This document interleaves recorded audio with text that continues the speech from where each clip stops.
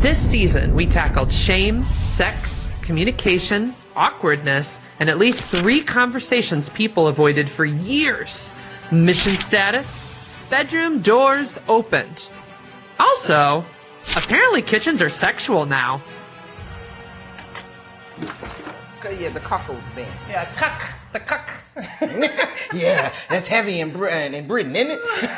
They really mean it when they say it there. Oh, beautiful. But let me say this. Okay. The gentleman that loves me today has changed my mind. I will say that. He is fantabulous. I love you, Christopher. Well, We just don't have chemistry anymore. Correction. You stopped prioritizing play, emotional safety, and intentional connection 6 years ago. You call it chemistry. I call it untreated emotional avoidance. And then I learned that a lot of the stimulation comes from the foyer and not always inside the house. So you stay closer to the foyer. Like on the lanai, the porch on the outside. Closer to the foyer. Like I gotta play on the porch a little more, do a little Take this that and head and stay closer to the foyer.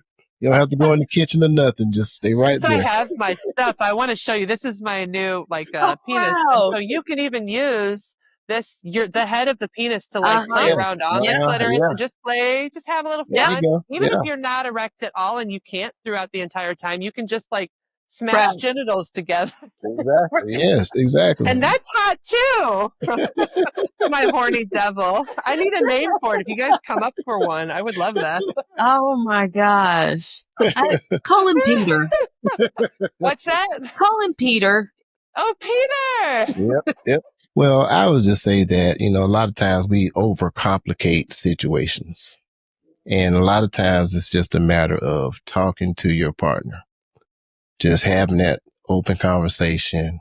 And once you have that conversation, you're able to get certain things in the clear.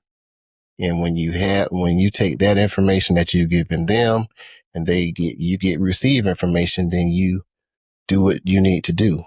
And then you practice, you work on these things. You know what I'm saying? Like when she tells me, hey, I like to do it this way.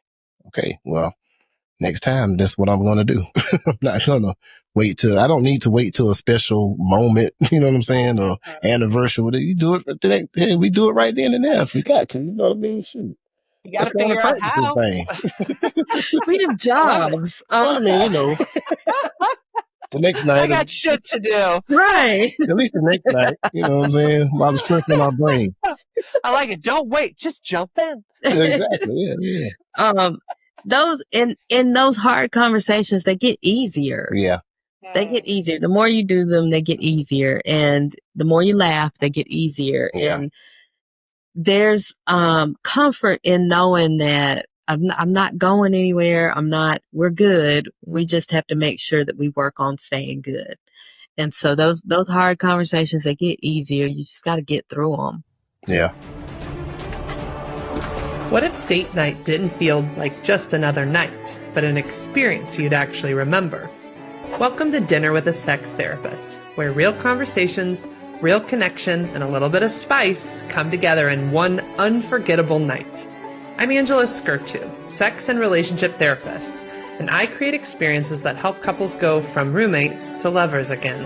You'll laugh, learn, and maybe even blush a little as we explore connection, desire, and what it actually takes to keep passion alive long term. From interactive moments to a few playful surprises along the way, this is education that feels like entertainment. And here's the best part. I don't just host these events. I can bring Dinner with a Sex Therapist to your venue. Let's make it unforgettable. Because great relationships don't just happen. They're created. And I open bedroom doors. This year, Open Bedroom Doors Show won Podcast of the Year from AASECT, the American Association for Sex Educators, Counselors, and Therapists, which means somewhere out there, a bunch of sex therapists looked at this chaos and said, yes, this feels clinically appropriate. Honestly, I'm honored. Helping people feel less ashamed and more connected has always been the mission. I can think of a story that's really relevant to my personal life here. So I even recently with my partner, we were talking about like how you play footsies under the table. Yeah. And my favorite way to play footsies is something I call seductive kicking, which literally involves just like kicking a little bit. Yeah. Right. But like in a goofy, bantery way. Yeah. And so I joke with him and I'll say, hey, I want to seductively kick you right now. And he's like, go for it. And he knows it's like, it's not very seductive. It's quite sounds pretty fun to me. It's hilarious. He has a good time. I have a good time. But like, he's also flipped it and been able to say, like, how about like some more soft, seductive kicking? Like I'm into this sometimes, but like every now and then you're bruising me, Angela. Do you mind making it a little more like slow? And so like, perfect. It's not necessarily the game, but the communication that's represented in the game is there where I tell him what I want to do. He tells him what he wants to do. And then we create co-create essentially a type of kicking that works for both of us. That's your tagline. A type of kicking that works for both of us. Oh, I love it. I have so many weird taglines. Well, because my flirty style is very playful and goofy. My favorite is just bantery, weird. The weirder that you get, the better. Mm-hmm. But the reality is not everybody's like me, right? Like there's people who like it more soft and slow and gentle. There's people. So there's people who are like me. I'm like a bull in a china shop, right? So like I really like when we're laying in bed, me and my partner, I literally like punch him with my hips. Like, I'm gonna hang out with you, like a humping dog. Like that's literally who I am in bed. So everybody can hear. That's fine. And like that's great for some people. But if you're not that person and you're more of a like, hey, I want to like be touching, soothing, gentle. Maybe I want like a soft caress. I imagine I would like be overwhelming to that person. So like having these conversations would be important. Oh, I know. He's great.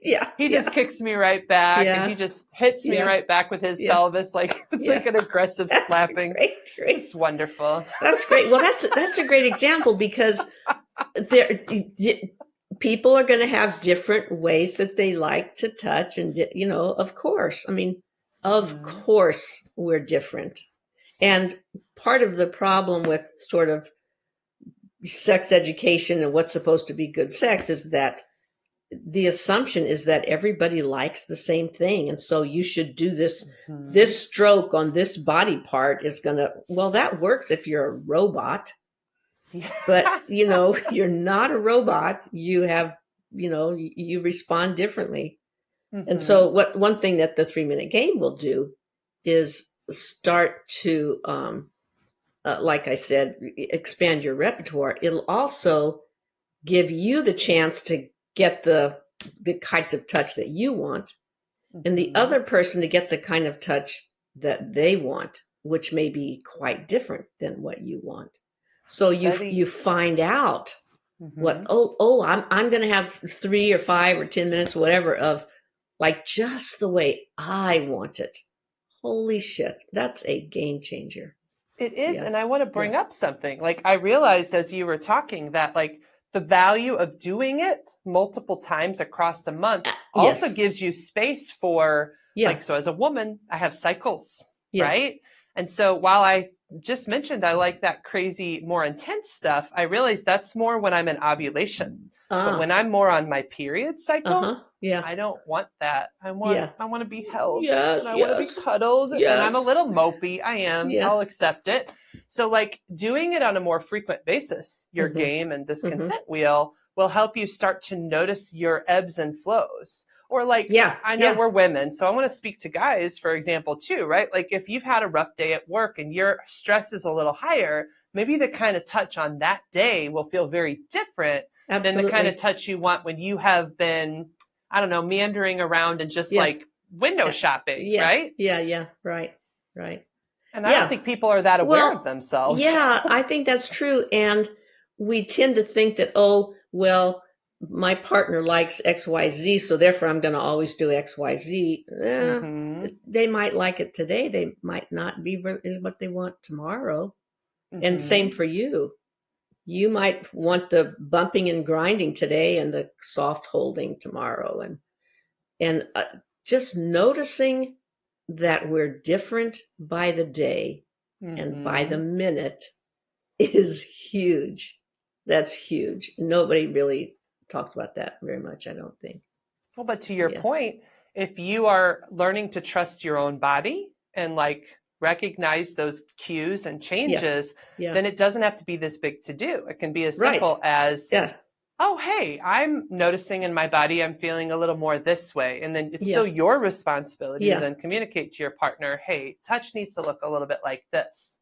As opposed to what you said earlier, where it's like, it takes away the guessing game of like, I have to figure out these moods. Oh, she's here. Gosh. He's there. I don't know what to do. Every superhero needs a team. A huge thank you to the incredible Trueline Media Crew for helping bring this weird, hilarious, and meaningful vision to life. Introducing the Cut Commander, Zach Kimble, Casey Thurber, Captain Content, and Jamie Thurber, the Deadline General. Turns out, helping couples communicate requires hours of editing, panic texting, and 3 near meltdowns. Thank you for everything you did, Trueline, to make open bedroom doors possible. To just give them a sheet of paper and say, do this. A lot of people, like, there have been studies, these studies were actually done on women, surprising, but studies done on women who were given a sheet of paper with instructions on how to do a Kegel exercise, and it showed that 40% of them were doing it wrong. And that, so if we extrapolate that, that's probably the case with men too. So just telling them to do that exercise isn't that effective for them, and it may not be helpful in their situation. If they're dealing with pain in the scrotum or their penis or, you know, back in their anus and rectal area, that pain may be caused because the muscles are too tight and tense and are so holding. Contracting them wouldn't make sense. Like, why are we going to tighten that more? Like, they need to learn how to relax and stretch those muscles, or those muscles might be in spasm and need help to get out of spasm. And so, just doing more contractions isn't going to do it. I feel like I want to do a squat to show this, but like, I'm going to. Can I squat here for a sample? One of the most common ones with you getting up out of the chair made me think of it. She saw me get up wrong. No, you didn't get up wrong. What do I need to do? No. Well, 2 things. I laughed because you and I are both tall women, and so when we set up a frame and we stand up, like, of course, we always we're taller. Our heads above the camera. Like, that happens all of the time. What can I do? But no, what I was thinking about it, getting up from a chair is a great example. Is the grunt get up? I literally have a client doing that right now in my office. So they are putting a lot of downward stress through their pelvic floor when they do that. Do you want her to stand up again so you can get her in the frame better? Dude, you can do it real quick. Okay. So when I stand up, do it. So when people stand up, they push through and grunt their way up with it. Okay, now they got you and you look good. There we go. Well, so I'll do a TMI story just to explain how I'm going through this right now.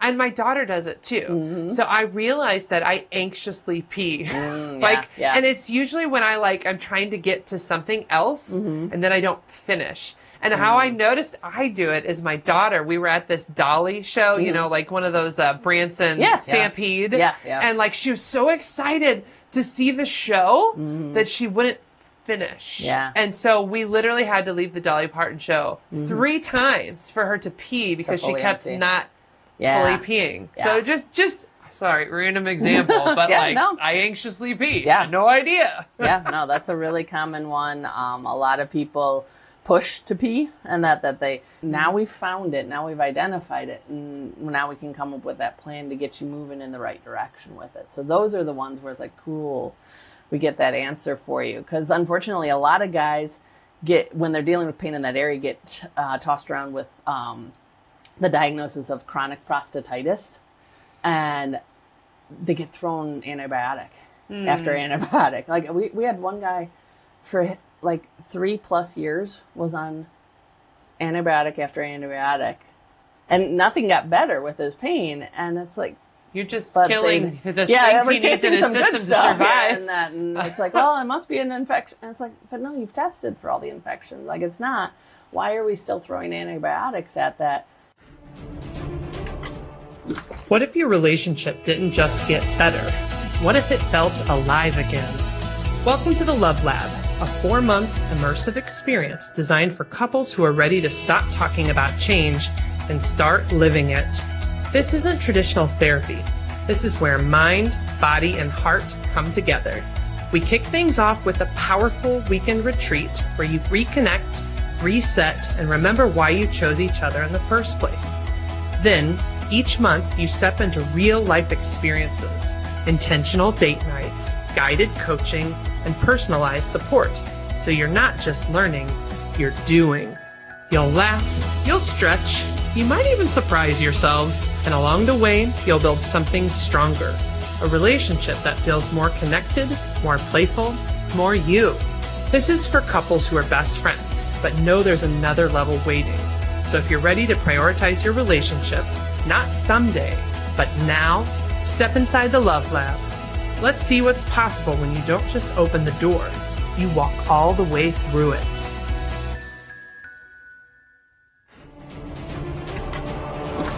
All right, Zach, whenever you're ready.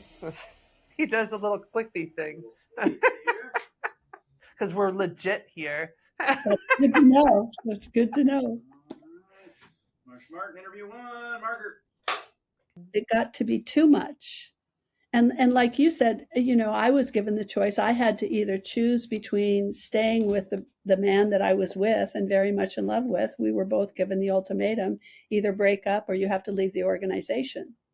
Mm-hmm. Because the agreement, the kind of knowledge that we lived in was, if your statistics were down, it must mean your relationship's getting in the way. Mm-hmm.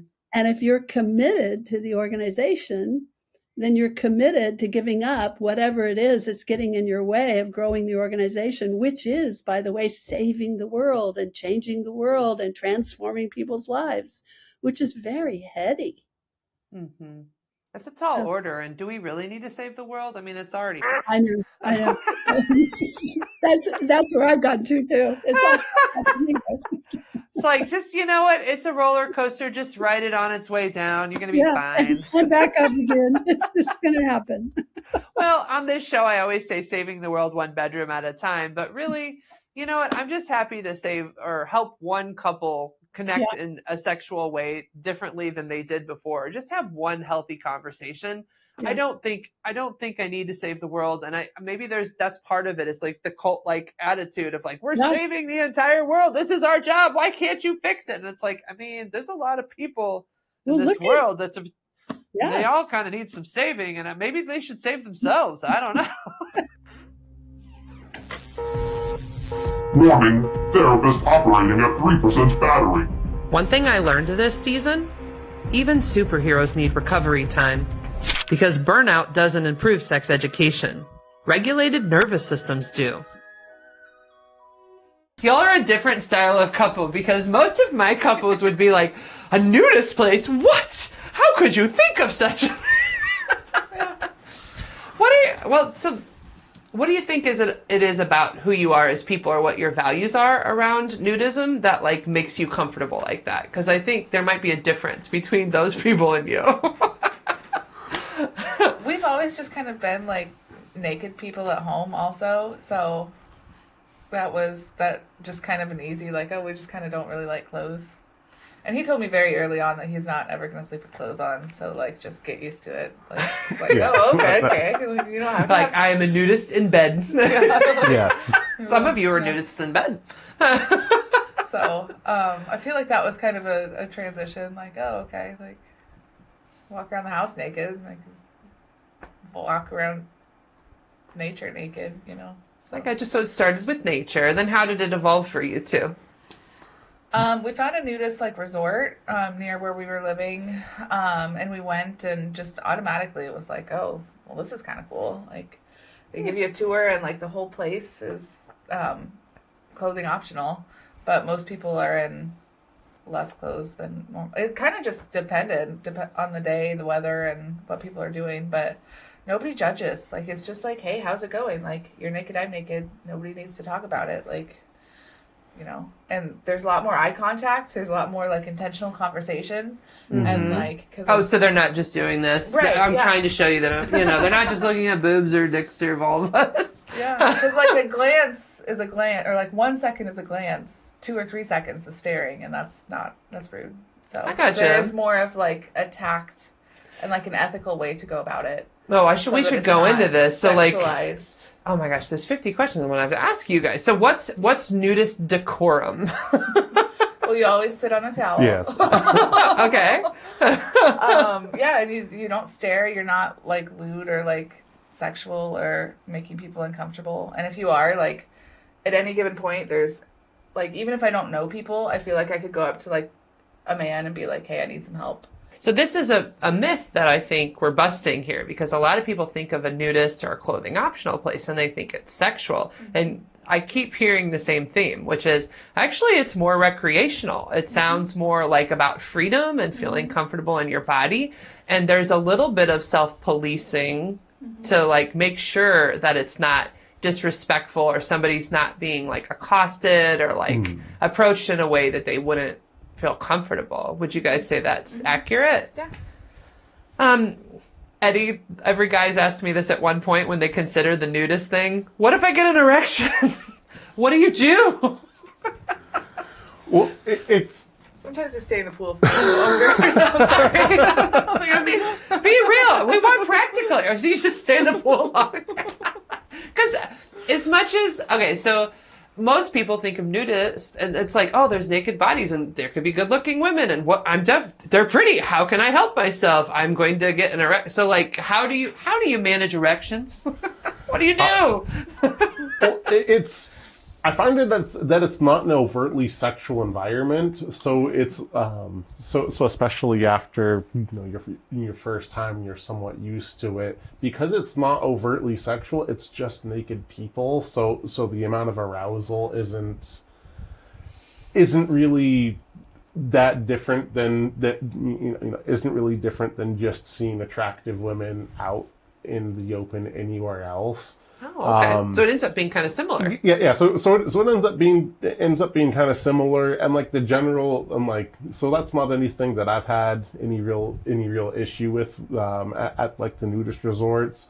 But the general consensus on like the rule books is just like, don't do anything to draw attention to it. If you have a towel, cover up. Like if you're laying out in the sun, maybe it's time for you to lay face down for a moment. Just casual shifts. Yeah. Just you're not you're just remove yourself from the crowd, or just remove it from being obvious, and then return to whatever you're doing. Whenever it's a bodily function, people are pretty understanding as long as you're not being as long as you don't use it it and then stare at somebody for like 15 seconds, then it would be very weird. Yeah. Don't make people uncomfortable. But it sounds like, so hold on, as you're talking about that, and this is something that's very foreign again to a lot of my clients and people listening here, is like, treat it like it's a natural part of life and just address it. I think that we do not address these things like they're natural parts of life. And so then people feel terrified. They're like, oh my gosh. And like, what do I do? It's like, well, what would you do with anything random that happened in your body? Like, what do you do when you accidentally fart? Like, It's like, okay, oops, all right, go to the bathroom, go take care of it. Just make it casual. Like, no one should talk about sex. oh no, not this guy again. If couples communicate openly, my powers disappear. Exactly. I'll be back in season 2. And so will we. Hey, I just want to say thank you to every one of you who followed along, clients, professionals, randos. Thank you for following me in the Open Bedroom Doors show. The goal was to normalize conversations about sex and change the sexual landscape for future generations. And what I learned, is to have fun, be playful and silly, and teach people that sex isn't just natural and normal, but it's fun and healthy. Thank you so much for everything that you have given me in Thank you for honoring me by watching this show. Join us next season. We're ending season 1, and I am taking some much needed recovery, but I look forward to seeing you in season 2. Bye, everyone. See you in season 2.